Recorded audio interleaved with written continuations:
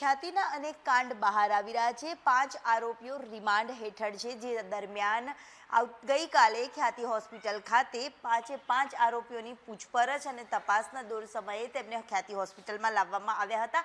સાથે જરૂરી એવા દસ્તાવેજી પુરાવાથી લઈને સૌ કોઈ ડોક્યુમેન્ટ્સ છે તે પણ જમા કરવામાં આવી હતી અને જપ્ત કરવામાં આવી હતી। ખ્યાતિ હોસ્પિટલના જે રિસેપ્શનિસ્ટ પાસે જ્યાં બેસે છે ત્યાં Ayushman Bharat PMJY card help desk પણ બનાવવામાં આવ્યું હતું। અહીંયાથી જો કોઈને આ PMJY કાર્ડ ના હોય તો પણ તમામ સમસ્યાઓનું નિરાકરણ તાત્કાલિક ધોરણે આવે, તે કાર્ડ પણ સરળતાથી નીકળી શકે તે પ્રકારની વિશેષ વ્યવસ્થાઓ પણ આ ખ્યાતિ હોસ્પિટલમાં કરવામાં આવી હતી।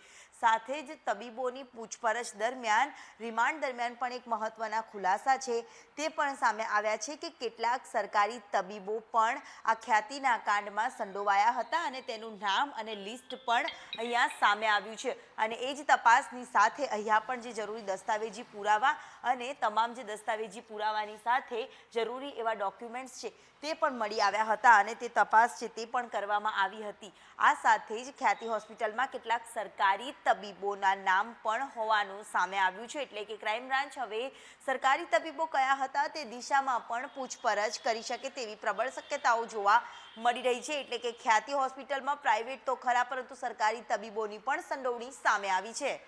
કેમેરામેન મનીષ વાણિયા સાથે દિવ્યા ચૌહાણ, સંદેશ ન્યૂઝ, અમદાવાદ।